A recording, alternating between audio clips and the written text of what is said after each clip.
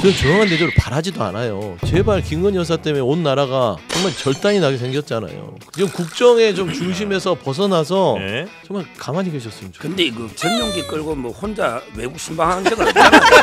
법인카드로 파우치 산 것도 아니고. 네. 그래서 그 디올백은 국가 기록물이에요, 아니에요?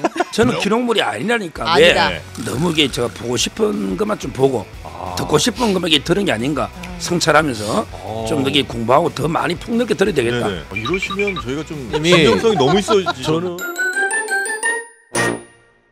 한없이가 배운 정치 토크쇼 장르만 여의도 7월 30일 화요일 순서 시작하겠습니다. 반갑습니다. 정프로고요.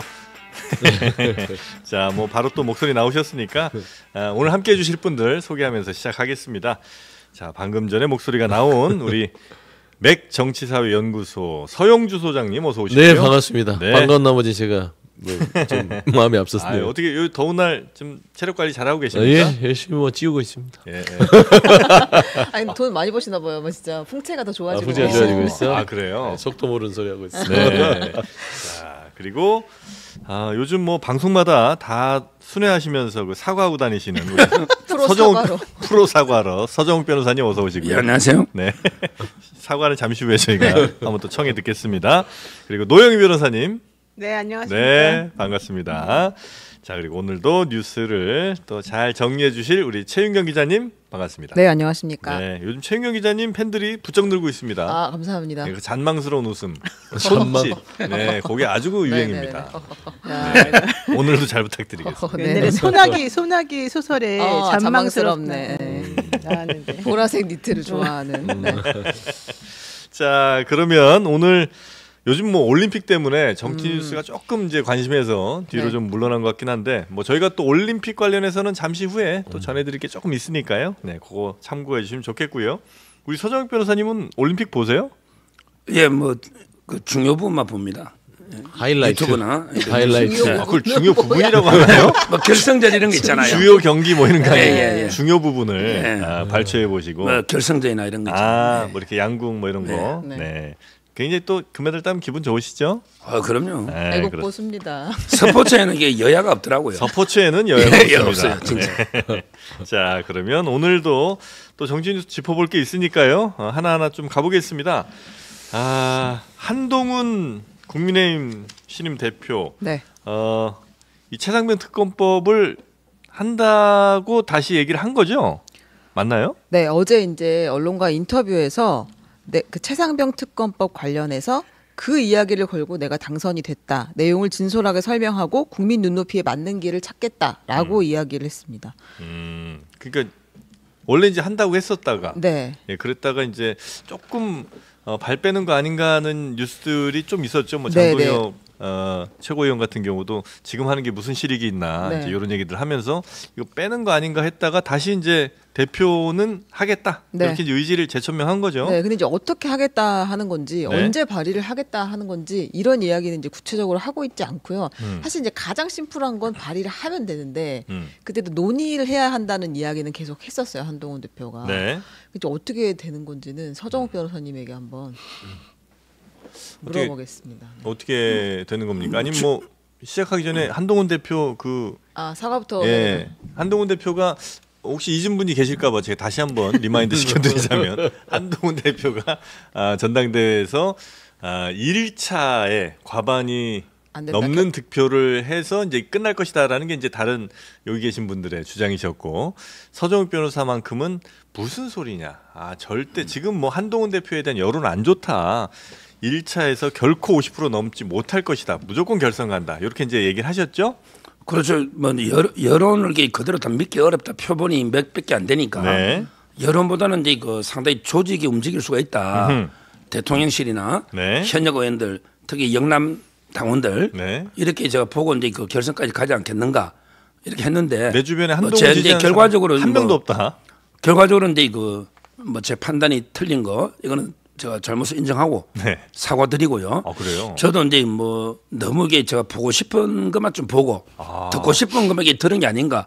좌우로 이게 균형 있게 좀 봐야 되는데 좀 이게 제가 그 점에 많이 부족했다. 성찰하면서 좀 더 공부하고 더 많이 폭넓게 들어야 되겠다. 네네. 이렇게 말씀드립니다. 이러시면 저희가 좀 사과의 근데 서정훈 변호사님이 진정성이 너무 있어지셨는데. 저는 그렇게 사갈 필요는 없다고 봐요. 왜 그러냐면 평론가가 신이 아니잖아요. 어떻게 다 맞추겠어요. 이런 위로 또한 저는 익숙지 않습니다. 그런데 이러지 마세요. 아니, 사과보다는 저는 맥 정치사연구소에 대해서 당시에 맥을 못 짚는다 했던 부분은 사과를 해야 된다. 그 부분은 나한테 사과해라. 이 맥 정치사연구소는 이 데이터를 분석해서 이거를 평론을 하기 때문에 이 부분에 대해서 저보고 맥을 못 짚는다고 했을 때는 이거는 우리 연구소에 대한 모욕이기 때문에 이 부분은 사과하셔야 된다. 연구소에 있는 3명의 그 구성원들이 화를 내고 있습니다. 맥 연구소하고 이제 그 우리 서 소장님께 두 분 다 사과드립니다.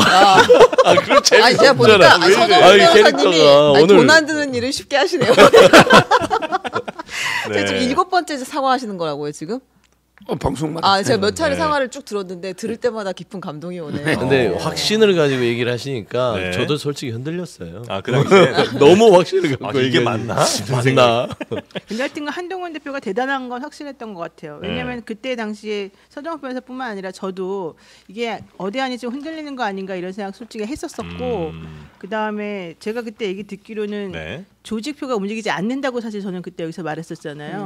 위에서 얘기해도 소용이 없었었고 네. 또 영남권에서도 의원들이 밑에 있는 조직에게 얘기할 수가 없는 상황이다. 이제 이 정도까지 말을 하면서도 네. 그래도 혹시 공천이 아니라 기소를 대통령이 했다 이 말까지 나오니까 그거는 좀 너무 그들의 이제 깊이 있는 대통령에 대한 그런 충성심 같은 거는 이런 거를 조금 찌르는 거 아닌가 이랬는데 결론적으로는 그걸 다 극복해내고 63% 넘게 그러게요. 지금 양쪽에서 다 됐다는 것 자체는 대통령이 그만큼 힘이 없어졌다는 거고 그래서 한동훈 대표가 대단하다 이걸 말하는 것 같아요. 예, 말씀한 대로 저도 보면 그 말씀한 대로 좀 윤석열 대통령이 직격한 게 많았어요. 한동훈 대표 후보 시절에 뭐 윤석열 대통령이 다 한 거 아니냐. 네, 그다음에 맞아요. 최병 특검도 대통령을 내주겠다는 소리잖아요. 그렇죠.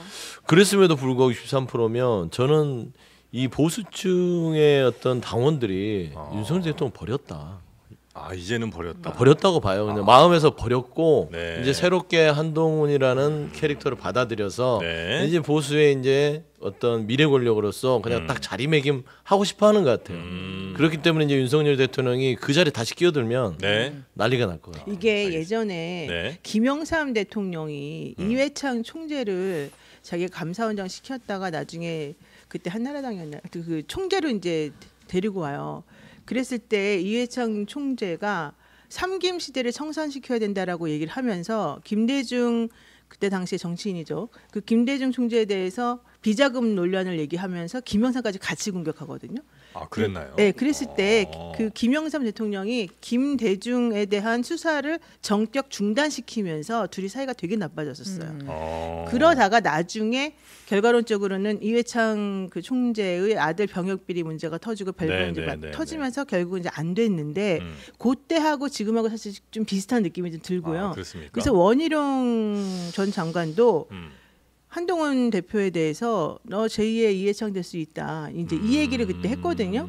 근데 저는 사실 이 지금의 현 상황이 이 대통령에게 각을 세우는 여당 대표의 지금 모습하고 너무 닮아 있어서 사실은 그게 조금 왜 좀 어떻게 생각하실지 모르겠는데 그게 좀 사실은 이 여당에 있어서는 가장 큰 딜레마가 아닌가 생각이 좀 들어요. 근데 그때도 생각해 보면 사실 이제 어찌 보면 정치 신인이라고 할 수 있는 이해창 뭐 당시 총재 뭐 이런 사람이 그래도 정치 뭐 수십 년 한 그 그렇죠. 거물 중에 거물인 김대중 대통령과 굉장히 이제 비슷한 수준까지 올라가고 표현은 했었잖아요, 그죠? 네. 어떻게 과연 한동훈 대표가 갈지. 여튼 우리 서정욱 변호사님의 이 진심 어린 사과, 네. 이건 좀 약간 네, 감동. 너무 과하다. 네. 근데 이 사과는 지나치다. 아니 뭐라고 말을 할 수가 감동을 없어. 넘어서서 당황스러워요. 그러니까 이거는 진정성이 오히려 없어 보이고. 아니 그러진 않겠죠. 네. 하여튼 뭐 서정욱 변호사님 멋있습니다. 그런 자신의 잘못에 제가 대해. 칭찬 받으려고 한 건 아니고 네. 다만 저는 진짜 그 결선 갈 걸로 네. 생각했고 뭐 사심을 가지고 한 건 아니고요. 네. 그런데 의외로게 63% 이런 논의 이게 오히려 당심이구나. 네. 왜 이렇게 제가 이렇게 당심과 떨어져 있었을까?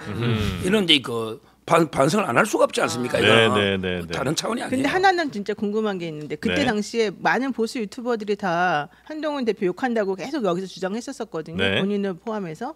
근데 결국 보수 유튜버들이 아무리 말을 해도 그게 흔들리지 않았다는 거잖아요. 이 당심이나 민심이나. 그거는 그러면 유튜버들의 영향력이 좀 없어졌다 이렇게 봐도 되는 겁니까? 그렇죠. 그러니까 유튜브라는 게 뭐 저는 워낙에 그거로 가야지 이게 조회수나 네. 구독자가 좀 늡니다. 네네네. 중도 가지고는 이게 그 한계가 있거든요. 아, 따라서 이제 그 유튜브가 상당히 정통 보수 네. 좀 다음에 이 극보수까지 이게 좀 대변하지만 중도까지 대변하는 건 아니잖아요. 따라서 유튜브에서는 지금도 이제 뭐 한 대표를 공개하는 유튜브도 많아요. 여전히. 예. 네. 왜냐하면 이게 승복이 안 되는 거죠. 아. 근데 저는 뭐 그렇게 생각합니다. 제가 공식적으로 이게 중립이라고 했거든요. 네. 저는 방송에서는. 그래서 이제 깨끗하게 63%가 당원이 했다면 이제 그 승복을 깨끗하게 해야 되고요. 그래서 이제 대통령도 또 한동훈 대표하고 이제 그 외롭게 하지 마라. 이런 게 하나가 돼야 된다고 대통령도 말씀하셨잖아요. 네. 아, 외롭게 하지 마라 하나가 되라는 뜻으로 이해. 그런 의미죠. 뭐 계속 이 김옥준 프로젝트나 네. 한 대표를 흔들지 마라. 그러니까 도와줘라 이런 의미니까 네. 깨끗하게 승복을 해야 되는데 지금도 아직 승복 안 한 유튜버들이 많은데 그거는 이제 일반적인 전체 국민의 지지를 받기 어렵다 봐요. 대통령이 외롭게 하지 마라는 잘 감시해라로 저는 들렸어요. 그러니까 그 해석을 네. 달리하시는 분이 그럼요. 많더라고요. 그게 맞는데. 그러니까 혼자 두지 마라. 혼자 두면은 사고 친다. 아. 그래서 나에게 대해서 각을 세우지 않도록 항상 살펴보고 의논할 수 있도록 네. 해라. 그런 분위기를 만들어라. 그 얘기가 맞을 거예요. 왜냐하면 정점식 정책위 의장이 네. 본인이 보통 사임을 하겠다라고 해서 지신임을 구하거든요. 네. 새로운 지도부가 오면 일단 일괄사직. 아. 그 다음에 어떤 제신임을 논의해야 되는데 저 하겠어요라는 것은 본인이 이제 알밖에 하겠다는 거 아니에요. 아, 그럼 지금 새로운 대표 체제로 나는 인정 잘 못하겠는데. 인정 못한 게 아니라 9명의 구조 속에서 네. 지금 친한이 4명, 친윤으로 구분된 사람이 정책의장까지 5명이에요. 네. 그러면 이제 그 의결권 자체를 갖고 가겠다는 거거든요. 친윤 그룹에서. 네. 그런데 정책위 의장 자체를 결국에는 새로운 지도부가 임명하게끔 해주는 게 관례고, 네. 그다음 이거는 여열 따라서 다 그래 해왔는데 네. 갑자기 튀어나와서 본인 임기가 1년 남았다면서 버티기 작전 들어가잖아요. 이걸 네. 보면 아마 용산에서 좀 어느 정도 의중이 있지 않을까. 그래서 저는 혼자 두지 마라가 그 얘기 같다고 생각해요. 네. 아, 이 와중에 또 이게 날 더운데 또 시원한 스포츠에 쏘신 분이 계십니다. 임세은 식당님이 임세은이. 혹시 그 임세은이 맞아, 네, 그 그 임세은이에요. 아, 3만 원의 큰 금액을 쏴 주시면서 멋진 용준님, 용준님, 귀염 영인, 노영희 변호사, 또 기자님, 또 용인님은 귀여워. 저까지 언니인데. 칭찬해 주시면서 딱 한 명만 빼셨어. 네. 서정욱 변호사, 우리- 이러진 맙시다. 이양하는 거 5명인데. 인블리 고마워. 네, 여튼 임세은 식당님 임세은 화이팅입니다. 이제 화이팅. 대단히 감사하고요. 자, 아니 그래서 그 이제 이 최상병 특검 어떻게 하냐는 어떻게 해야 얘기를, 됩니까 이건? 지금 이제 뭐 다수당이 민주당이잖아요. 네. 민주당이 뭐 이재명 전 대표가 네. 전 대표입니다. 네. 그분이 곧 대표. 대표죠, 뭐. 그럼 뭐 네. 그분이 그 네. 제3자 추천 이거는 안 받겠다고 아마 했잖아요. 네, 네. 따라서는 뭐 저는 먼저 이제 국민의힘이 발의한다기보다는 좀 협상을 해서 기다려 보는 거죠. 아, 민주당이 협상을 민주당에서 민주당이 받겠다는 게 있어야 네. 발의를 할 거 아닙니까? 따라 지금은 이제 국민의힘은 좀 기다리는 게 오히려 현명하다. 오히려 제안했으니까 민주당이 전향적으로 입장이 바뀌면 민주당이 지금이라도 제3자 추천하자고 하면 네. 협의가 되겠죠. 서로 그렇게 그런 상태입니다. 근데 이게 한동훈 대표가요. 네. 이게 전형적으로 시간 끌기라는 것들을 계속 입증해주고 있는 거예요. 아, 시간 끌기. 처음에 장동혁 최고가 되자마자 뭐 이거 뭐 필요성이 있겠냐. 네. 라고 하고 뭐 한동훈 대표는 민주적 절차를 거치겠다. 음. 아니, 그 절차가 몇 달 걸릴지 어떻게 알아요? 바로 해야죠. 그래놓고 또 보면서 발의해야 한다예요. 네. 발의하면 되죠. 왜 뭐 계속 이 입안에서 말만 맴도는지 모르겠어요. 본인들 108명 의원들 없어요? 있지 않습니까? 지금 이제 당 대표가 됐잖아요. 네. 논의할 수 있잖아요. 그러면 발의를 누구라도 대표 발의를 해서 10명 도장 찍어서 발의를 하세요. 그러면 위원회로 민주당 안도 따로 갈 거예요. 더 강력한 거. 네. 그러면은 한동훈 국민의힘 많이 올라올 거예요. 그럼 이 위원회 상정해 놓고 소위에서 이걸 갖고 말하자면 위원회 대안을 만들든 해서 본회의에 올리면 되지 않습니까? 네. 이게 이제 국회 이제 법안에 대한 어떤 협의 과정이고 이렇게 성안되는 부분들이 대부분이거든요. 똑같은 법안들이 한 20개씩 올라와요. 네네. 그러면 그거를 위원회 안으로 해서 위원회 대안이라고 하거든요, 보통.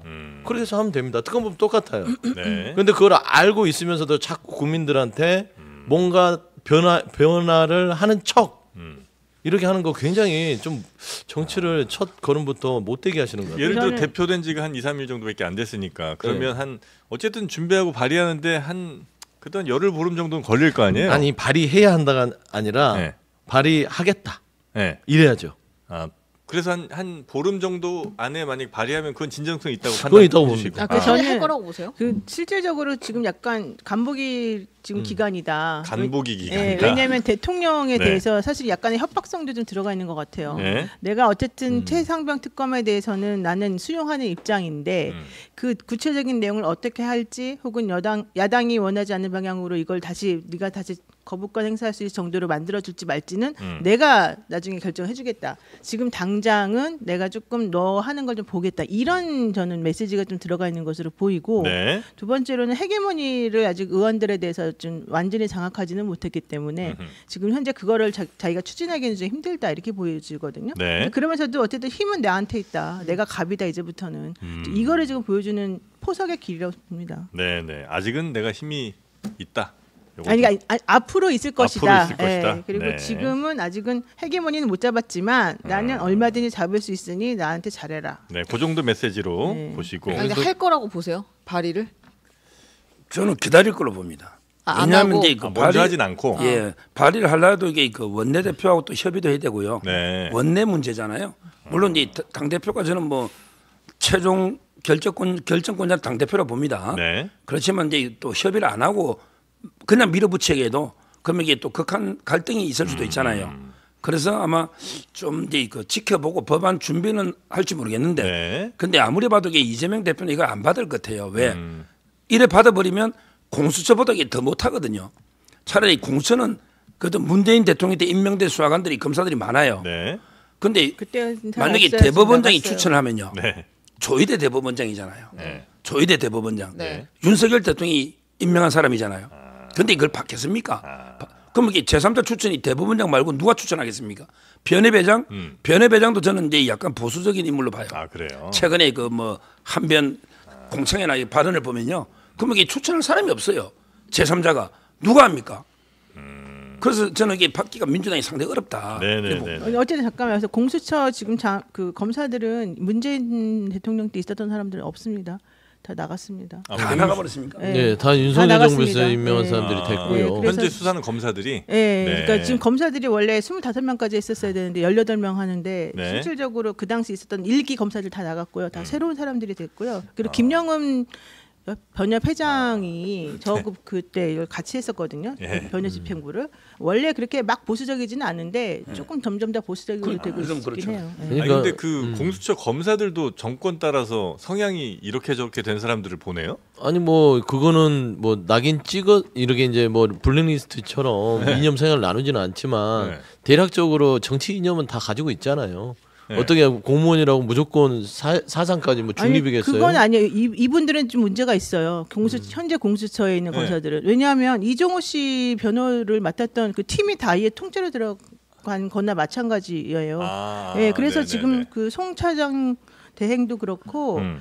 나머지 검사들도 사실은 옛날에 이거 했던 아, 사람들이고. 좀 의심스러운 사람들이 많다. 그럼요. 이종호 씨 그 변호를 했었다니까요. 네네네네. 그 피신조서 받을 때 들어갔었다니까 6번이나. 음. 그리고 나머지 특수부 윤석열 대통령하고 친한 사람들 다 들어가 있어요. 네. 그 공수처를 지금 뭐 빌미로 해서 네. 특검을 안 받을 수는 없는 것 그거랑은 같아요. 별개로. 별개예요. 네, 왜냐하면 네, 이게 이제 대통령을 향하고 있는 특검이기 때문에 대통령 최고 권력자잖아요. 네. 그런 부분에서 이거는 공수처 수사든 수사 중이든 간에 특검을 통해서 어떤 그 수사의 독립성을 확보해야 됩니다. 그래서 이거는 특검의 당위성은 어차피 한동훈 대표도 알고 있을 것이고 그럼요.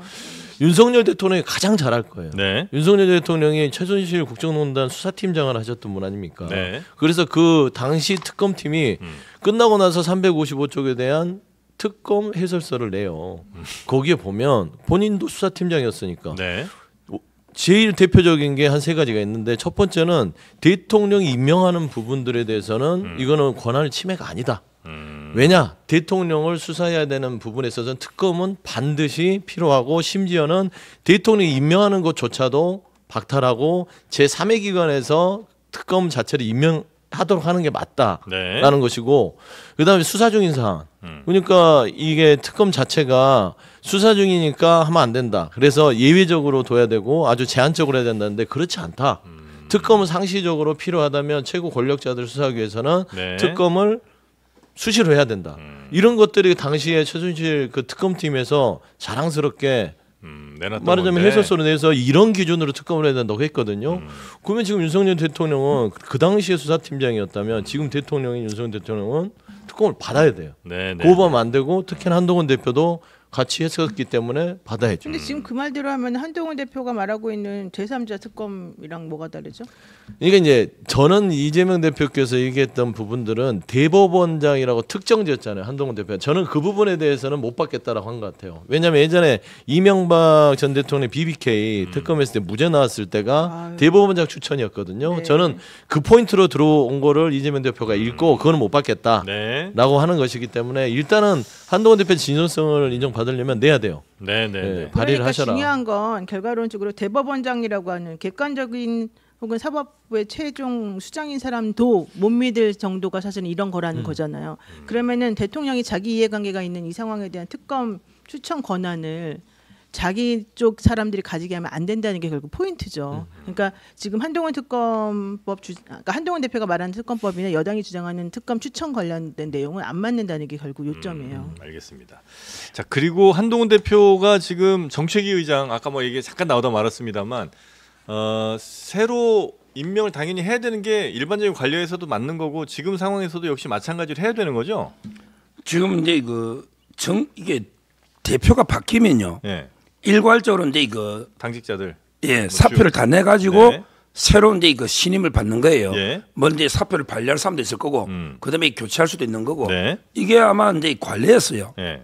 지금 임기가 1년이라고 하지만 이거는 이제 일반적인 평시의 임기가 1년이고 네. 이런 식으로 이제 전당대로 대표가 바뀌면 저는 정점식 지금 의장이 사표를 내고 그다음에 이거 한동훈 대표가 봐서 뭐 유임을 시키든지 네. 아니면 이게 교체를 하든지 이렇게 하는 게 순리고 네. 그게 그 상식이고요. 그게 또 관행이에요. 지금 뭐 계속 버티면 안 된다. 네. 세술은 세부대에 담는 거고요. 전당대회 압도적으로 63% 됐으면 네. 일단은 이제 힘을 실어줘야죠. 이렇게 계속 버티는 거는요. 거의 뭐 전당대회 불복에 가깝다 저는 이래 봅니다. 정점식 의장님에게 영상 편지 하나 쓰실까요?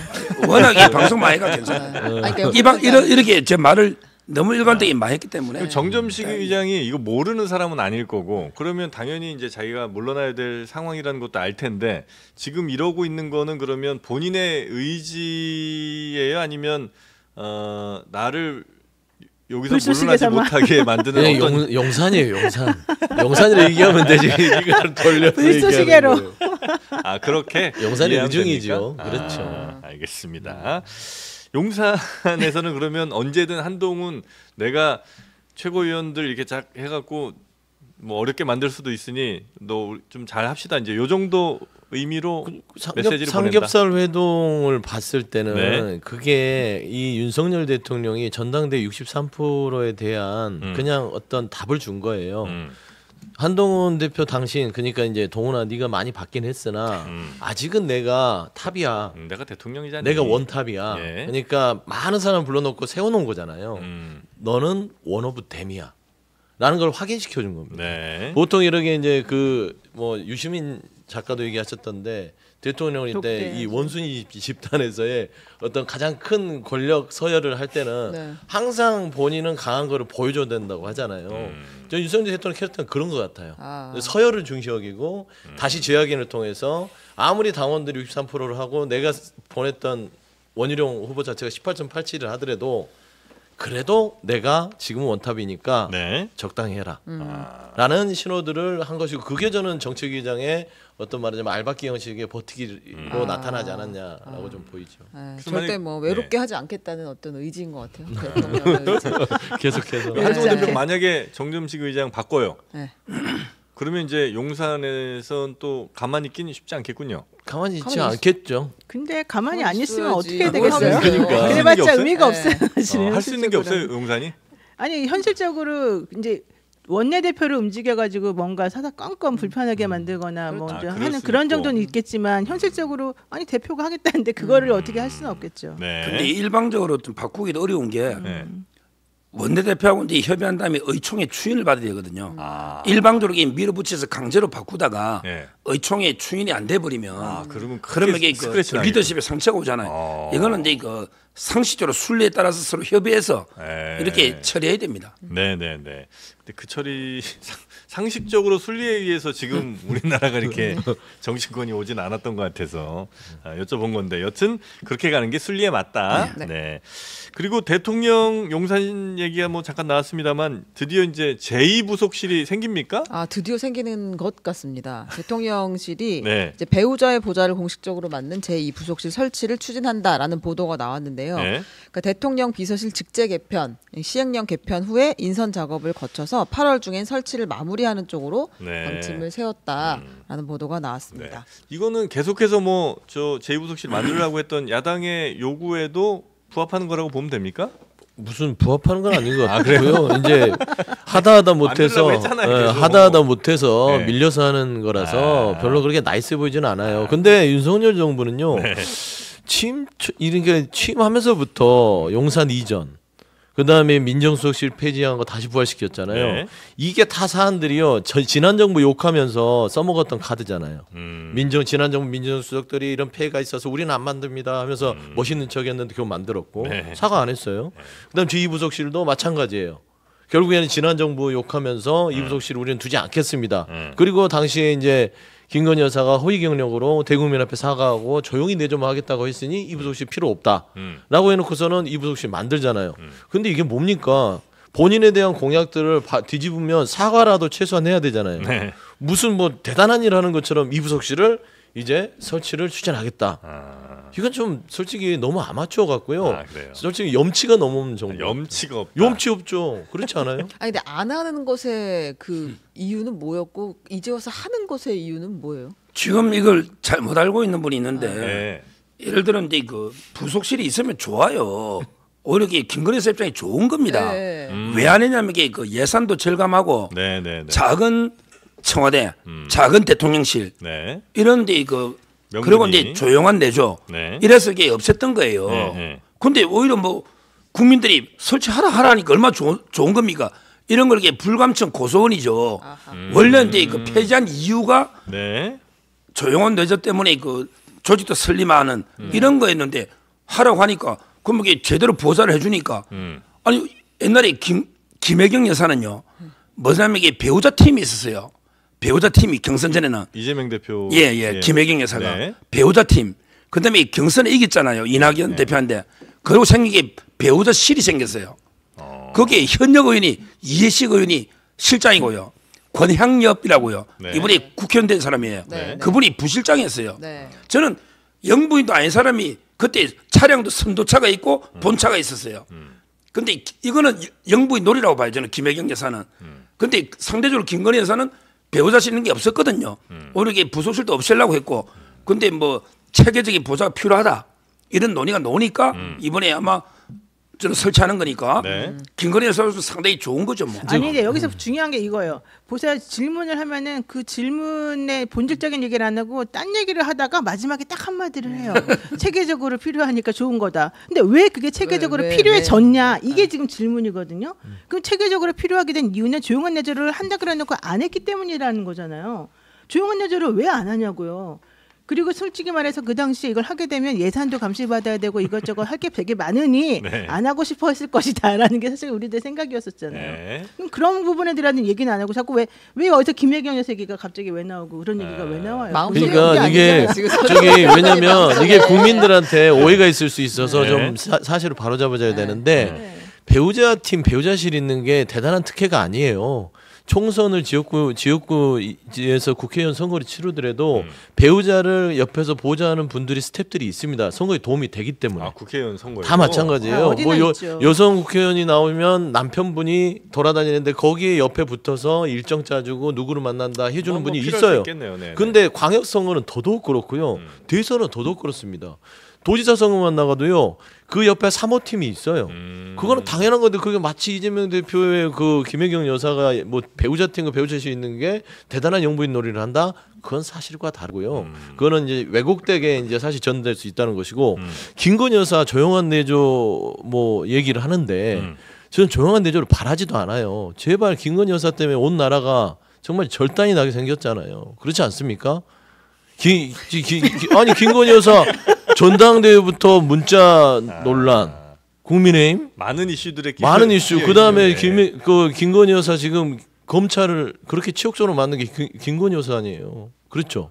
그다음에 김건희 여사 도이치모터 주가 조작 특검하는데 아직도 검찰 수사 안 하고 있죠. 그러니까 디올백 사사건건 디올백에다가 김건희 여사 좀 조용한 내조 안 바란다니까요. 지금 국정의 좀 중심에서 벗어나서 네. 정말 가만히 계셨으면 좋겠어요. 근데 그 김건희 여사가 그래도 이게 전용기 끌고 뭐 혼자 외국 순방한 적은 없잖아요. 과거로 돌아갑니다. 아니 그리고 팬타지라니까요. 김건희 여사가 네. 먼저 그 법인카드로 파우치 산 것도 아니고 네. 특수활동비로 산 것도 아니, 아니잖아요. 말 나온 김에 하나 정리를 네, 하고 특수활동비로 아니, 네네. 거기 질문. 그래서 그 디올백은 국가 기록물이에요, 아니에요?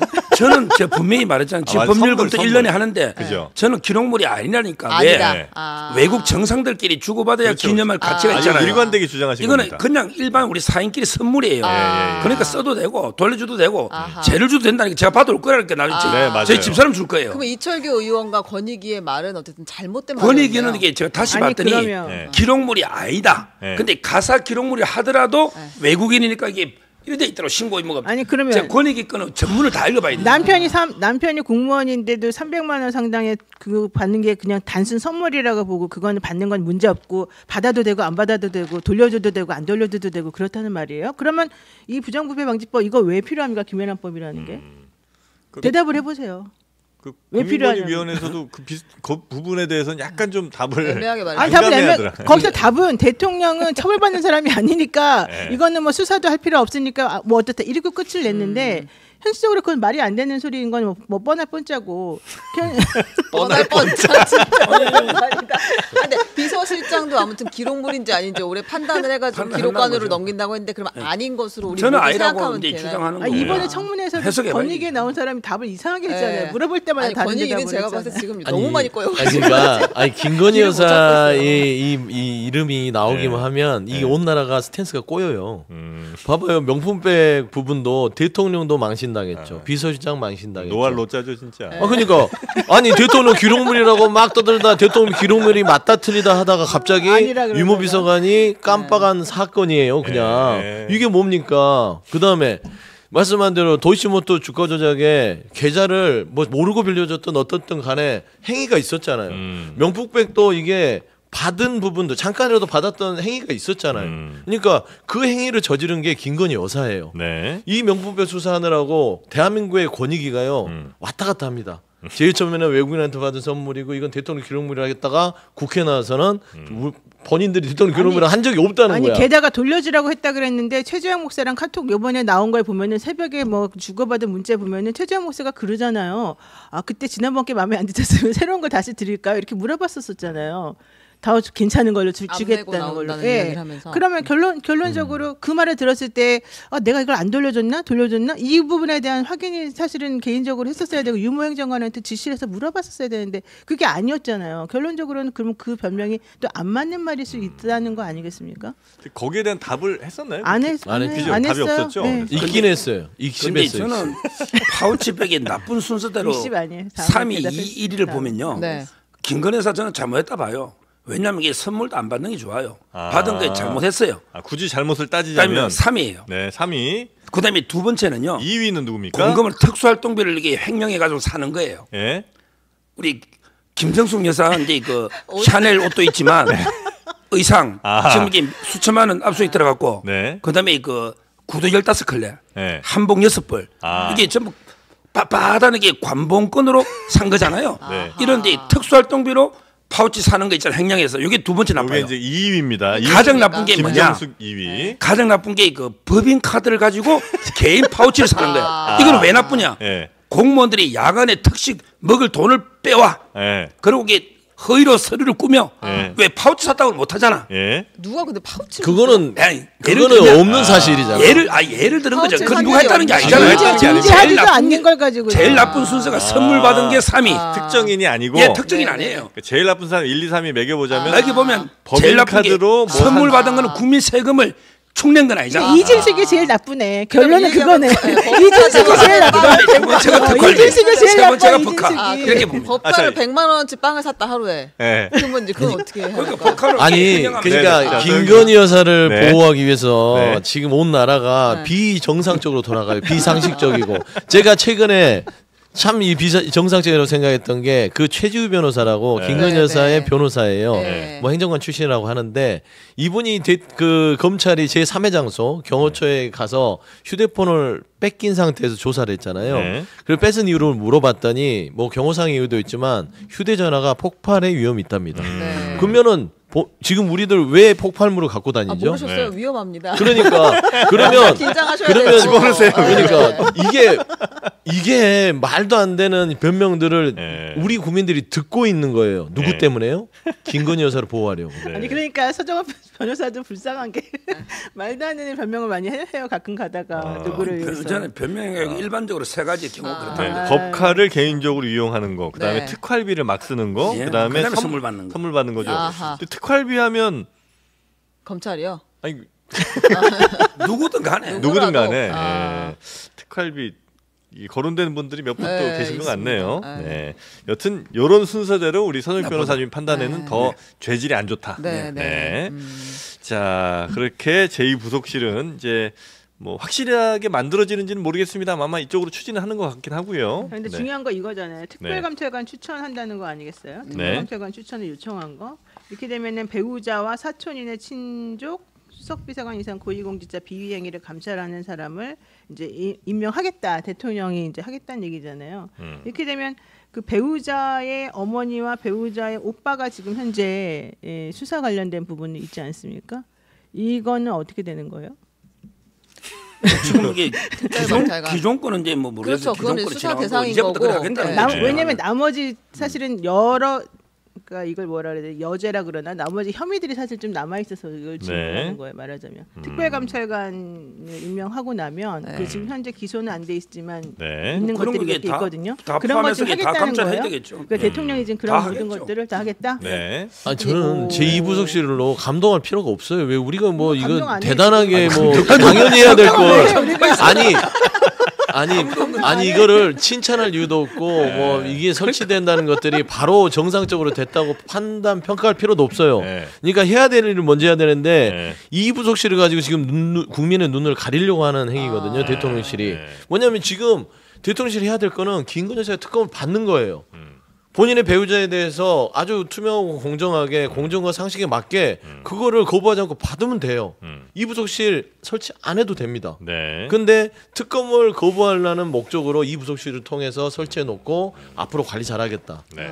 뭡니까? 죄를 지었으면 벌을 받아야죠. 근데 괜찮아요. 어차피 이거 해도 네, 특검은 특검은 특검이고 할 건데. 부속실은 부속실인데 아니 이게 뭐냐면 각자 마이웨이 하는 거예요. 아니 이렇게 해놓고 나서 아니 그게 상식적인데 이 윤석열 정부의 지금은 대응을 보면 이 부속실을 설치해 놓고 나서 특별감찰관 해놓고 나서 이걸로 철저히 관리하겠다고 거부 계속 할 거라니까요. 아, 이제 그런 명분이 좀 그런 있을 수는 명분. 있겠죠. 네. 예를 들면 지금까지 뭐 이런 명품백 사건 터진 거 이런 것들도 제2부속실이 있어서 잘 김건희 여사를 보필했다면 이런 일이 없었을 텐데 그렇죠. 그죠? 이제 몰카 네. 공작이다 이런 거를 네. 주장하기 위한 그러니까 이런 또 음. 방비책이에요. 이런 일들이 생긴 것이 왜 생겼느냐? 이건 김 여사가 뭘 잘못했다기보다는 제2부속실이 없어서 제대로 된 관리가 좀 안 됐기 때문. 뭐 요 정도의 어떤 명분 같은 게 만들 수는 있겠네요. 그렇죠. 네. 그래서 그러려고 만드는 것 같다. 네.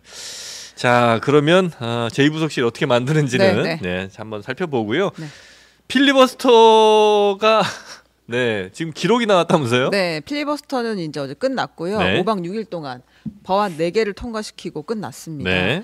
방송사법이 다 통과됐는데 이 중에 가장 그냥 유일하게 이슈가 됐던 것이 바로 여기 패널 출신 김용태 의원의 필리버스터입니다. 네. 국민의힘 김용태 의원이 13시간 12분을 발언해서 최장 기록을 경신했다. 13시간 어떻게 얘기를 해요, 근데? 그 김용태 의원의 키가 점점 작아집니다. 그 보고 있으면 처음 시작할 처음에 때는 서서다가 점점 줄어들어요. 밑에 내려가요. 힘들어가지고 그리고 물도 아주 조금씩만 마셔요 보면. 그래야겠죠. 근데 이제 뭐 발언도 괜찮고 재밌는 내용들이 있었어요. 예를 들면 EBS를 보면서 정치적 편향성이 있다고 느낀 적은 단 한 번도 없다.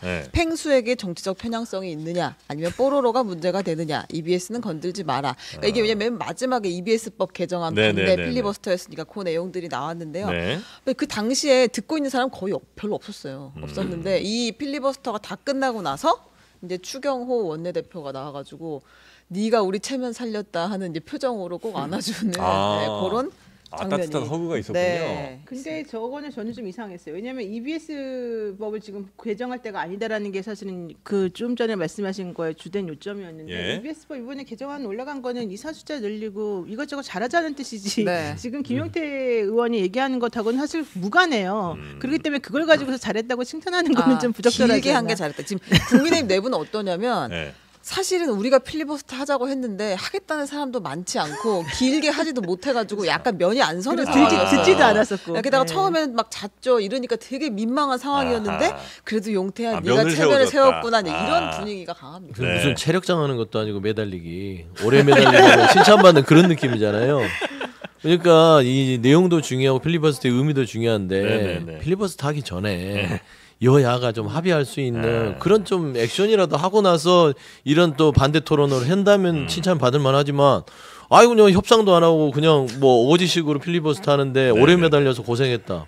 그건 좀 아닌 것 같다. 그래서 김용태 의원의 어떤 이런 부분에 대해서는 뭐 박수를 보낼 만하나 젊은 최연소 국회의원으로서 뭐 뭔가 본인이 뭔가 의지를 갖고 한 거잖아요. 그건 높게 사지만 참 국민의힘도요 용산 때문에 몸 고생 마음 고생 많이 하는 것 같다. 근데 진짜 13시간 동안 어떻게 화장실도 안 가고 그래서 서서 그걸 하는 거예요? 너무 그러니까. 대단한데. 13시간 뭐 아마 분명히 뭐 착용을 좀 하긴 하셨을 텐데 한다 그러더라고요. 그럼에도 불구하고 하여튼 13시간 동안 서 있다는 것 자체로도 그러니까. 굉장히 대단한 일이긴 힘들어요. 한 것 같고요. 아마 이렇게 한번 기록 세우고 나면 다음 이 기록 깨질 때까지는 이제 필리버스터 할 때마다 얘기 나오죠, 그죠? 예전에 유니스 의원이 12시간 47분.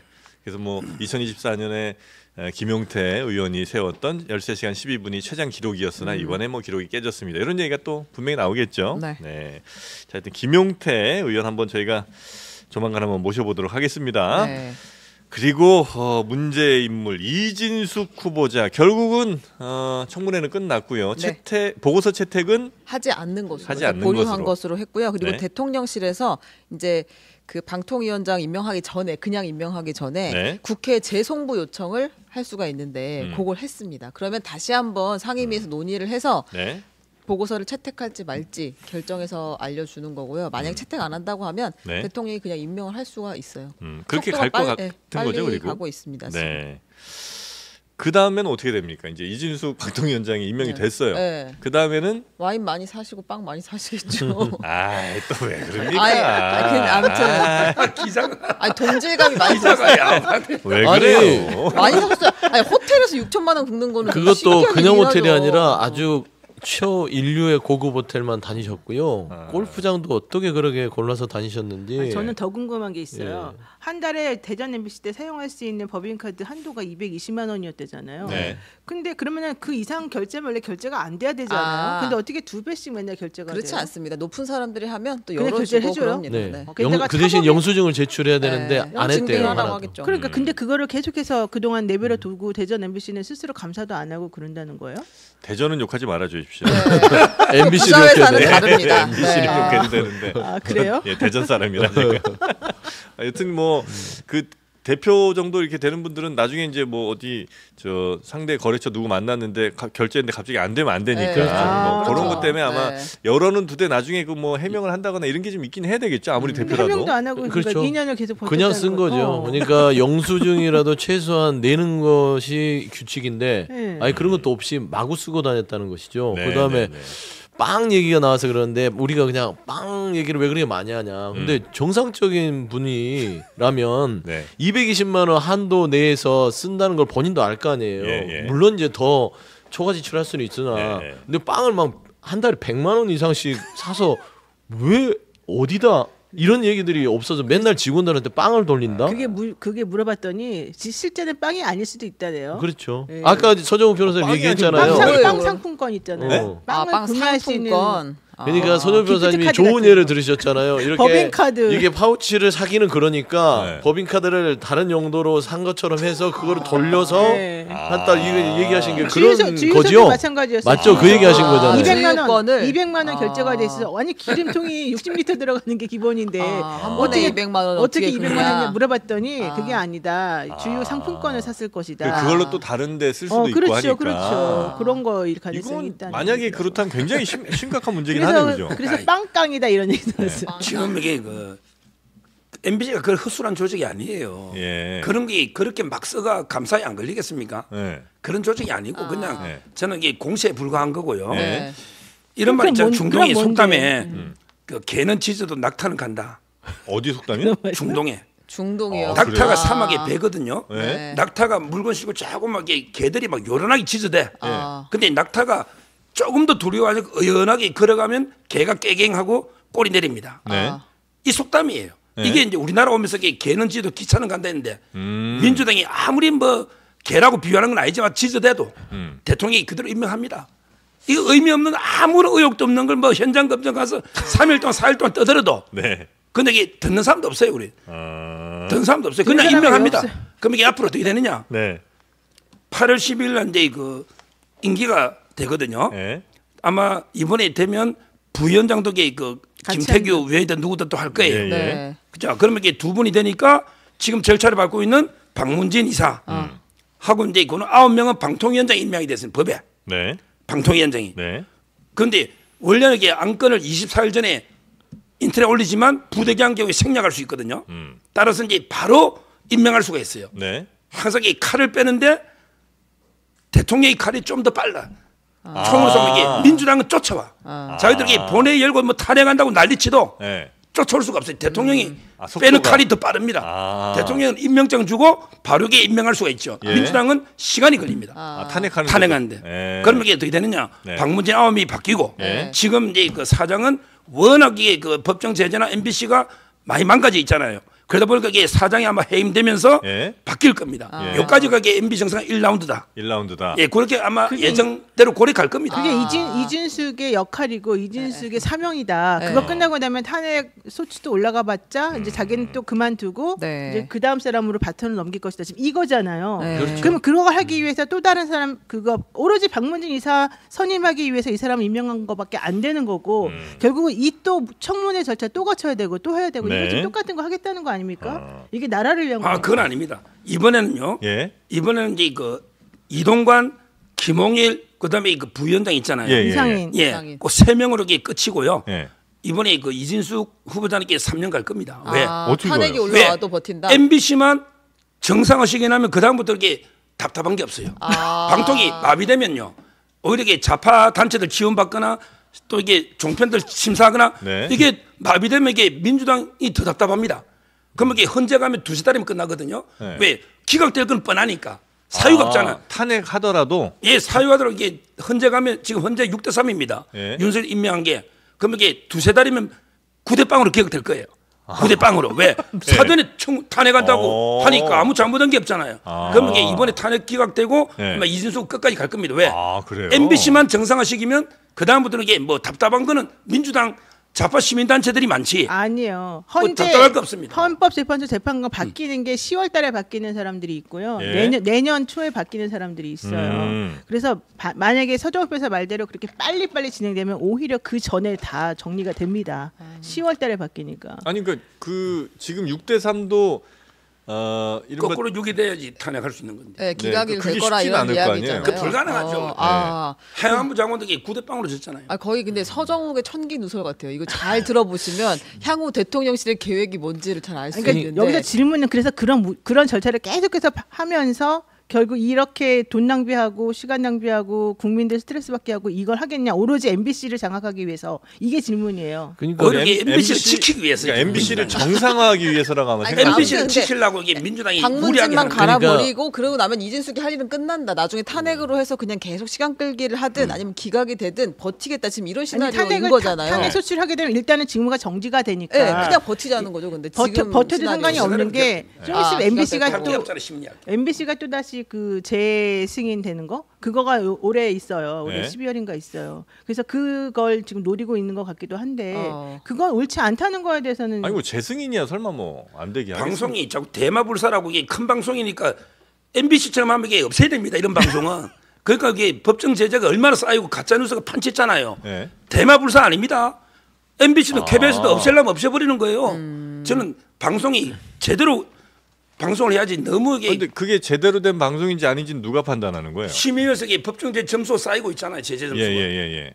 그 제재가 아, 잘못됐다고 지금 계속 법원이 나오잖아요. 아니 지금. 저는 MBC를 없애버려야 된다는 말은 굉장히 위험한 발언이에요. 아니, 우리 사과할 게 그러니까 많은데 방송 끝나기 전에 싹 먹하고 아니, 사과하고 네네네. 가겠습니다. 이 언론 장악을 이렇게 노골적으로 해도 되는가 싶어요. 이게 윤석열 정부의 스타일이긴 하겠지만 네. 저는 이렇게 권력을 사적 감정을 가지고 휘두르는 같은 느낌이에요.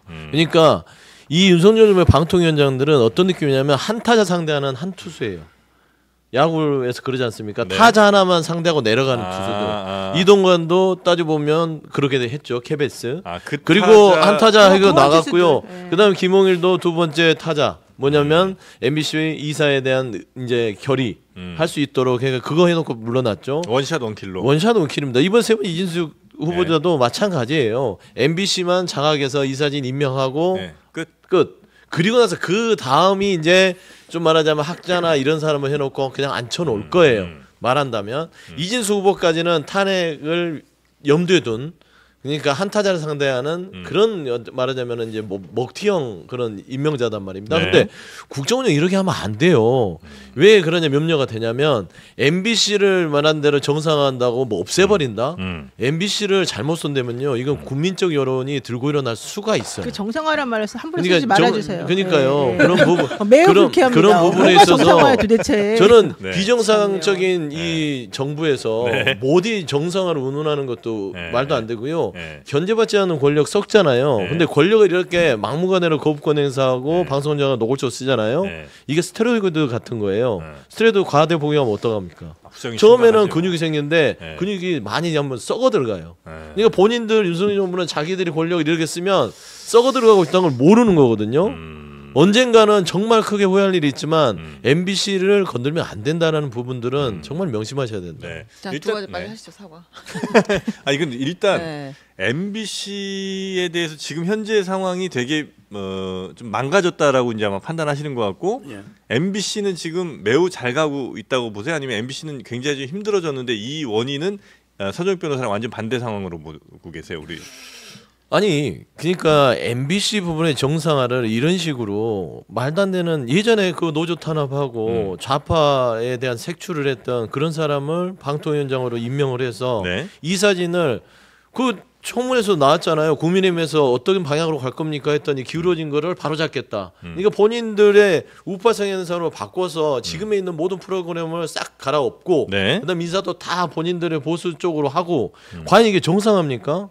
아니잖아요. 그러니까 자율성을 최대한 균형을 맞추는 것까지 좋아요. 네. 그다음에 지침을 내리면 되는 것이고 방통위에서 제재할 부분들은 제재를 해가면서 방향을 끌고 가는 거와 네. 아예 들어가서 헤드를 갈아 끼우면서 프로그램을 없애고 PD를 잘라내고 기자들을 스케이트장으로 보내고 하는 일을 또 반복하려고 한다는 것들이 말이 안 된다는 거잖아요. 서정익 변호사님, 그게 정상입니까? 네. 보실 때는 지금 MBC가 이제 노조 등에 의해서 심하게 편향적인 방송을 계속 하고 있다고 보신다는 거죠? 제가 이제 그 법조인으로서 KBS 이사를 계속 했잖아요. 네. 지금 이제 계속 뭐 방송의 정치적 중립, 객관성 이야기하는데요. 네. 솔직히 말하면 이게 그 MBC도 KBS 방송인들이 다 개인적 정치적 성향이 있어요. 노조도 이게 1, 2, 3 노조에서 민노총 소속이 있는 거고요. 또 이게 우파 노조도 있어요. 있죠. 네. MBC가 또 3노조예요. 네네. 그러니까 제 말은 원래 이게 그 일은 별로 없는데 직원이 많아요. KBS도 이게 방만해요. 솔직히 제가 KBS MBC는 숫자는 지방까지 하면 그것도 한 2,500 넘을 겁니다. 네네. 근데 일이 별로 없어요. 그러다 보니까 투쟁이 심해요. 왜 보직을 서로 좋은 자리를 받아야지 이게 안 그러면 복사하고 매점에 갑니다. 네네. 이러다 보니까 이게 정치적으로 계속 싸우는 거예요. 변질됐다는 거죠? 예, 저는 따라서 이게 자꾸 대통령들 다 손대라 우리가 아주 공정하고 정치적 중립인 우리 방송인이 다 할게. 이게 저는 이상이 불가하지. 현실적으로요. 네. 시민단체든 누구든 다 이게 정치적 색깔이 없을 수가 없어요. 따라서 저는 그렇다면 국민이 뽑은 대통령이 네. 좀 이게 뭐 3명 임명한다든지 현행 제도가 이게 무조건 악이냐? 그러면 이게 앞으로 시민단체나 학계가 다 뭐 2, 3 몇십 명이 하면 이게 다 선이냐?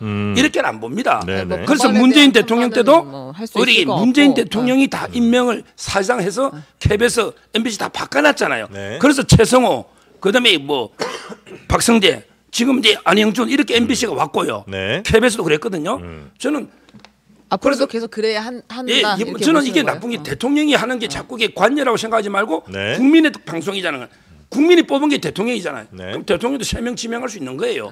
국회도 3명 지명하고 지금 제도가 아주 나쁜 건 저는 아니다 봐요. 네.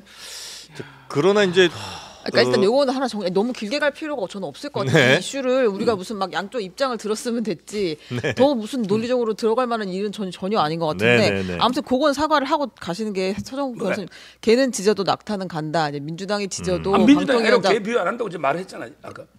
그래도 그건 제가 사실상 민주당은 그 개 비유는 비유한 게 아니다. 아니지만 이 중동에 비유는 그런 쓴다. 속담이 있는데 민주당이 개 비유 안 한다고 발언했을 거예요. 돌려보시면. 그러면 그 개가 그거는 뭐 민주당이 아니에요. 용산일 그 수도 개는 있고 그냥 개. 국민의힘일 수도 그래서 있나요? 중동에 속담이 있는데 이게 민주당이 이렇게 계속 반발해도 이렇게 안 말을 해도 민주당에서는 여기 방송국에 항의를 안 해요. 그러니까 이런 말을 계속하는 거예요. MBC 없애도 된다. 없앨 수도 있다. 그거는 요거는 이제 방송 심의에서 진짜. 벌점이 쌓이면 네. 심사를 할 수 있다 이 말로 그냥. 그게 무슨 그러니까 말이에요, 이제 도대체가? 방송 심의에서 이게 벌점이 계속 쌓이면 그러니까 심사할 때 그 벌점을 아무렇게나 주고 제재를 아무렇게나 MBC 하고 없애야 그러니까 지금 된다는 문제라는 거 발언은 아니에요. 좀 이게 그 과한 발언 같고요. 없애겠다고는 아닙니다. 그리고 이게 이 말하자면 아무리 윤석열 정부 제가 기억나는 게 윤석열 대통령 5년짜리 권력이 겁도 없이라는 것이거든요. MBC가 하나의 방송을 보지 말고 국민들이 쌓아온 방송국이라고 보면 그렇게 함부로 할 수 없는 거예요. 그러니까 나무집 물건 다루듯이 내가 그냥 쓰다가 버리는 물건이 아니잖아요.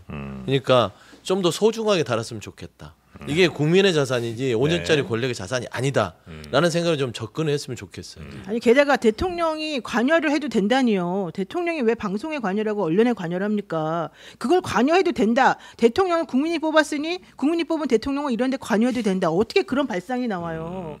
그러니까 아마 뭐 그게 문제가 있다는 걸 관여라는 몰라요. 게요. 이전 정부들 쭉 그렇게 지금 했다는 아니 말씀이신 제 것 말은 같긴 이게 한데. 9명이 있으면 대통령이 3명 지명하고 뭐 네. 국회 3명 뽑고 하는 이 제도가 절대 악이 아니다. 나쁜 것만 시민단체 아니다. 학회가 다 뽑는 것보다 이렇게 정리하고 네. 그다음에 아까 개는 지금 낙타는 간다는 중동의 속담인데 네. 민주당이 개라는 뜻이 아니고 그 얘기는 민주당이 하시긴 이렇게 했죠. 비판해도 대통령이 임명한다 이 뜻이고요. 네. 그다음에 MBC 대마불사 이야기는 MBC 아무리 큰 회사라도 벌점이 쌓이면 우리 TV조선도 옛날에 재성인 때 그때 여러 논란이 있었지 않습니까? 승인 취소될 수도 그렇게 있다. 똑같은 기준이 적용될 수 있기 때문에 가짜뉴스를 하면 안 된다. 네. 이렇게 다시 정리하겠습니다. 네. 근데 그래요. 이제 들으시기에 따라서는 굉장히 좀 불편해하시는 분이 있을 수는 있겠는데요. 그거는 이제 서정욱 변호사와 직접 해결하시기 바라겠습니다. 저 개인적으로는 네. 제 개인적인 생각으로는 네. 방통위 자체에 대한 존립 부분들을 한번 검토할 필요가 있을 것 같아요. 이게 역대 정권마다 이 방송통신을 가지고 네. 너무 이게 저 반대 찬성 입장이 다 바뀌어요. 그러니까 권력자의 입장이 되면은 이 방통위 자체가 정말 이게 달달한 꿀단지 같은 거거든요. 정말 이 정치적 중립성과 독립성을 지킬 수 있는 네. 기구인지에 대해서. 왜냐하면 방통위의 태생이 80년 군부 독재 시절에 언론 통폐 이후에 생긴 겁니다. 네, 네, 네. 그렇기 때문에 정치적인 부분의 관여가 그때부터 들어가면서 네. 방통위가 여당, 야당, 대통령 추천되니까 정파가 관여될 수밖에 없잖아요. 너무 명확하게. 그렇죠. 그래서 네. 아예 저는 이 부분은 아예 정치색을 다 배제하거나 아니면은 방통위 자체의 존립 여부를 한번 논의해보는 것도 이제 네. 필요한 시기가 아닌가. 너무 나라가 시끄러워요. 방통위가. 자, 그리고 지금 수사 외압 이슈가 하나 좀 터졌는데 이게 뜬금없이 경찰 쪽에서 또 이런 얘기가 나왔습니다. 네네. 조지호 경찰청장 후보자에 대한 인사청문회가 어제 네. 있었는데요. 이게 별로 주목을 받지 못해서 일단 저희가 한번 다뤄보려고 합니다. 그 세관 수사 외압 의혹이에요. 제목은.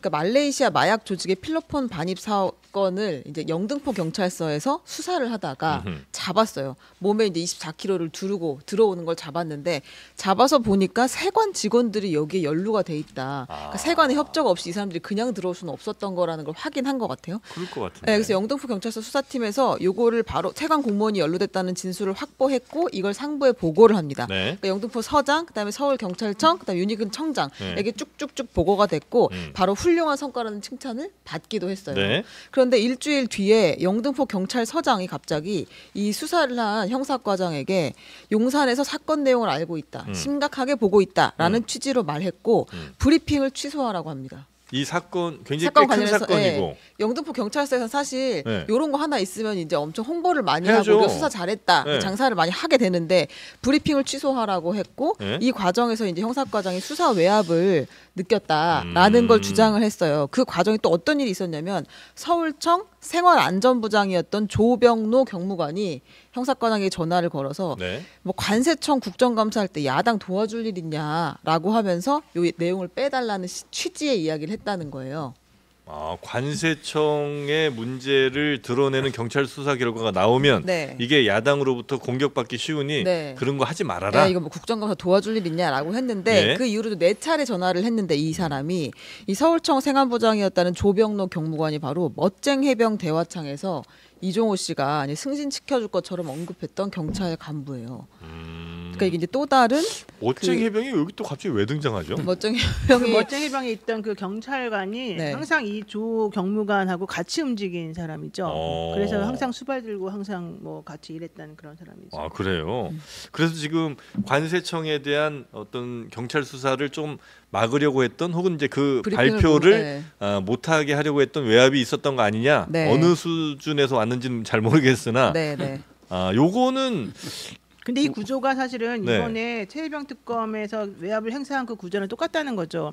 왜냐하면 그때 정말 수사를 잘했던 그 백 형사과장이 네. 화곡지구대로 갑자기 자천이 돼버리고 자천됐습니다. 네. 그때 수사팀장이었던 사람은 아예 기소가 돼버렸거든요. 네. 그러니까 박정훈 대령이 기소된 것하고 마찬가지 구조가 지금 돼버려서 이게 사실은 그때 그거하고 똑같은 구조 아니냐. 게다가 이 조 경무관을 승진시켜야 된다고 주장했던 사람이 바로 그 이종호 블랙펄 인베스트먼트 네. 대표 그쪽 라인에서 작업한 거다 이런 얘기가 지금 나오니까 어. 이게 지금 똑같은 구조로도 똑같은 패턴이다 이런. 아니 이종호 이 아저씨는 도대체 어디까지 손을 뻗치고 있는 거예요? 그러니까 삼부 토건을 네. 중심으로 한 말하자면은 이게 경제 카르텔, 권력 카르텔이 구성돼 있는 것 같아요. 이거는 정말 이거는 특검을 통해서 한번 이것도 들여다보거나 네. 국정조사를 해봐야 될 사안 같아요. 네. 심각합니다. 왜냐하면 이종호 씨가 결국에는 김건희 여사와 윤석열 대통령도 결혼시켰다.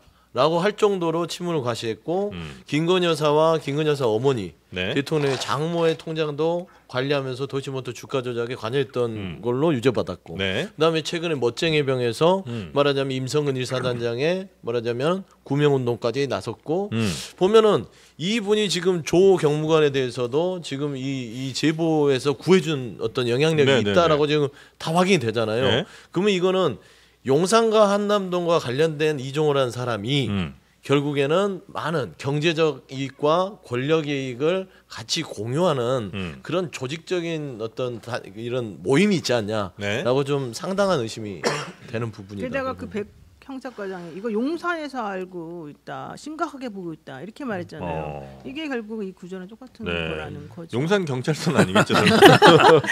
아니, 근데 설득력이 있는데. 몇번 이거 웃으셨는데. 가지고요. 네네. 그 흔한 이게 녹취록도 하나 없잖아요. 네. 그 흔한 녹취록이라도 하나 있으면 어떻게 네. 뭐 진실이 뭔지 알겠는데 네. 이것만 가지고는 이게 관련자들 말이 다 이게 다르고요. 네. 그다음에 그 용산에서 굳이 뭐 세관 직원이나 또는 이제 마약 조직 이걸 비호할 이유도 전혀 없는 거고요.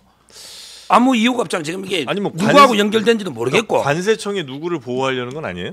그러니까요. 그게 누구를 보호하는지 누가 했는지 뭐가 있어야 이게 방송거리가 되는 거 아닙니까? 이 기사만 가지고 제가 어떻게 논평을 합니까? 지금 조 경무관이- 아무것도 이게 나타난 게 없잖아요. 이 조 경무관이 행시 출신이고 관세청에 근무를 했었었고요. 이것 때문에 문제가 돼가지고 징계위원회까지 열렸는데 나중에 징계 불문됐잖아요. 맞아요. 징계 불문이 됐어요. 전 징계에서 그거 보세요. 풀려났는데 네. 녹취가 있어요. 네. 형사과장한테 왜 없어요, 당시 그게? 경무관일 때 전화를 해요. 네. 자기가 그래서, 미안하다고도 네. 했어요. 나중에는 사과도 했어요. 읍소도 3번이나 했어요. 그리고 전화해서. 그러면 뭐 예를 들어 이제 뭐 개인 일탈로 용산에도 한 400 몇십 명 일하잖아요. 네. 그러면 이게 뭐 그런 개인적으로 이게 친분이나 따라서 있다 보면 이게 부적절한 게 전화도 하고 이런 경우도 있을 수 있다는 저는 보거든요. 톤이 한 근데 단계 그걸 좀 가지고 뭐 이게 낮아지셨네. 아니 아무 지금 근거가 지금 자료에는 없으니 아직은 없으니. 예. 따라서 이게 그리고 저는 이런 거 보면서 네. 보도 자료 있잖아요. 네. 이런 게 오히려 저는 피의 사실 공표에 가깝다고 봐요. 왜 그러냐면 이게 피의 사실 공표라는 게 공소 제기 전에 피의 사실을 알리는 거잖아요. 네. 그렇잖아요. 네. 이게 공소 제기 전이잖아요. 공소는 검사만 할 수 있거든요. 따라서 이제 경찰이 자기 업적들 과시하려고 이게 보도 자료를 많이 뿌려요.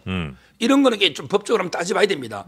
자꾸 우리 피의 사실 공표를 선택적으로 주장하는데 이거는 한번 논의를 해봐야 돼요. 경찰의 보도 자료들은 네. 피의 사실 공표와는 관계 없는지. 검찰도 보도자료 내요. 마약 검찰은 이제 사범 공소 1만 제기하면 타진. 되거든요. 네. 공소를 제기하고 나면 이게 보도자료 되는데 법에는 공소 제기 전에 이건 공소 제기 전이잖아요. 근데 경찰과 검찰의 수사 기소권이 있기 때문에 그러면 경찰은 검찰에서 기소를 하기 전에는 보도자료 내면 안 된다는 소리잖아요. 피의사주 공표가 법은 그건 안 되죠. 아니 그 법제를 수사에 대해서 없애는지. 뭐 권고했다고 내야죠. 그래야 경찰이 이런 부분에 있어서 뭔가 이 어떤 성과를 네. 그 조직에 있어서 대외적으로 알리는 행위인데 그게 근데 무슨 그게 이제 피의사주 구체적으로 공표. 누군지 특정이 되거나 알게 되면 그게 이제 피해 사실 공표가 아직까지는 될수 이게 있다는 무죄 거죠? 추정 원칙이고 네, 법에는 네, 네. 뭐 그 피해자 공표죄를 없애든지 지금 살아 있잖아요. 그러면 보도 자료를 검찰 근데 허락 아무- 받고 내야겠네요. 경찰은. 아니 이거는 지금 수사 결과 공소 제기 발표를 후에. 피의 사실 그러니까. 공표로 보는 그 시각이니까 그거 좀 다른 논점인 것 같고 반론을 하나 그래도 전달을 해드리면 그 당시 영등포 서장이라는 사람은 이제 그 수사 브리핑 하지 말라 네. 보고를 받은 다음에 후에 브리핑하지 말라고 한 사람 영등포 서장은 내가 용산 언급한 적이 없다. 세관 연루 의혹은 마약 조직원 진술뿐이라서 보도 네. 자료에 담지 말도록 지시했던 것이다라고 이제 입장을 냈고요. 그다음에 그 보고 영등포 서장의 보고를 받았던 서울청 형사과장은 보도 자료 내용을 실무적으로 조율했을 뿐 수사 외압은 없었다고 주장을 하고 있고요. 네, 네, 그다음에 네. 전화를 했다고 하는 그 조병로 경무관. 경무관은 전화를 내가 한 것은 맞지만 이런 다른 그 청탁을 하지는 않았다라는 네. 입장을 이제 밝힌 상태입니다. 알겠습니다. 자, 그 뒤로도 뉴스가 좀 있는데 시간이 좀 다 돼갖고 네. 그나저나 그 양승태 전 대법원장이 변호사 한다면서요? 네. 보통 대법원장이나 뭐 헌법재판소장 하고 나서 변호사하는 일은 별로 없지 않아요? 보통 이제 명예직으로서 한번 나의 정말 일생일대 대법원장이나 저희 변호사 저희 일리도- 저희 저도 로펌의 들어본 대표가 적은 없어요. 헌법재판소장이에요. 아니 원래 변호사 윤리도 아, 그런 그래요? 거 하지 말라 그래요. 저희 로펌의 대표가 헌법재판소장 현재? 출신인데, 예, 그러니까 변호를 하세요? 변호는 안 하고 이제 그냥 대표 그냥 명예직으로 있는 아니 것이죠. 아니 이름을 넣어주죠. 이름만 넣어주는 거죠. 아, 이름 넣어주는 이름 이름만 넣어주는 게 넣어주는 게 아니라 별로지, 이름을 그게 넣는 게 별로. 중요한 거죠. 네. 아니 그런 거 원래 안 하지 않아요? 원래 안 해야 되죠. 누구죠? 헌재 소장 누가 저희 있어요. 아니 그 저는 이제 뭐 아. 외국 미국 같은 데도 보면 대법원장이든 뭐 연방 대법원장 이런 사람들은 변호사 절대 안 하는 걸로 제가 알고 있거든요. 그러니까 맞아요. 그렇게 하지 진짜 말라고 저- 나오죠. 좀 명예직이잖아 진짜. 예. 완전 명예잖아요. 일생일대. 근데 이제 돈이 많이 필요하신 것 같아요. 이게 왜냐면 한신공영 변호인이라고 했어요. 이게 그러니까, 네. 그러니까 지금 대법원에 가 있는 건이고 이제 신축 공자 아파트 공사 현장에서 근로자 2명이 이제 선반 붕괴 사고로 추락한 사건인데 산업안전보건법 위반 혐의거든요. 네. 그러니까 이게 지금 사실상 아. 그러니까 노동자 사망을 지금 그 기업 측에서 변호를 하는 거예요. 그러니까 아. 양승태 대법원장이 기업 대표를 위해서 변호하는 에, 거죠. 에, 에. 진짜 한 100번 양보해서 예를 들어 대법원장인데 돈 없는 사람들의 무료 변론 같은 걸 한다. 이러면 나는 그래 뭐 그럴 수는 있겠다 싶긴 해요. 이건 지금 내가 지금까지 쌓아온 어떤 법적 지식을 근데 그것도 난 약간 부적절해 보이는 게 대법원장 출신이 예를 들어 변호사로 이렇게 서 있으면 그 재판관들이 그거 아무리 신경 안 쓴다고 안 쓸 수 있겠냐고요. 그렇죠. 아 나 이건 좀 근데 이 검찰총장도 그 김수남 총장도 태평양에 있잖아요. 김만배 씨. 그것도 그러니까 제 말은 이 검찰총장이 형사 예. 변호 맡고 대법원 때 예. 이 재판 변호 이거 정말 부끄러운 일이죠. 아 이건 좀 아닌 것 같습니다. 유튜브를 하십시오. 차산 선생처럼. 아 차라리 대법원장 네, 네, 전직 유튜브. 대법원장 유튜브 난 그건 오, 좀 괜찮은 것 그리고 같아요. 옛날에 그 편의점 하셨던 김능환 대법관 있고. 그런 분도 계셨고. 네. 대법관하고 대법원은 좀 틀리거든요. 그러니까. 대법관까지는 모르겠는데 대법원장은 진짜 네. 아닙니다. 아니, 대법관도 사실은 전 안 하는 게 맞는 네. 것 같은데. 아, 정말 우리나라 사법 체계 가장 꼭대기에 계셨던 분들이 얼마나 큰 명예입니까. 하여튼 뭐 그런 안타깝습니다. 소식도 예. 있는데요. 뭐 오늘 시간상 이 정도로 하고요. 세 분은 여기서 보내드리도록 하겠습니다. 이번 주도 우리 서정 변호사님, 네 재밌었습니다. 네. 너무 이게 아까 언론에 너무 강한 주장을 한 것 같아서 네, 그건 아마 그래요. 반성하세요. 주장을 또. 했는데 다시 순화시켜서 네. 반성하시고 MBC도 잘 돼야죠. 예. 출연도 하시면서. 네, MBC도 또 출연하시잖아요. 참. 네. MBC에 많이 나갑니다. 네. 자, 세 분이 여기서 보내드리겠습니다. 고맙습니다. 네, 감사합니다.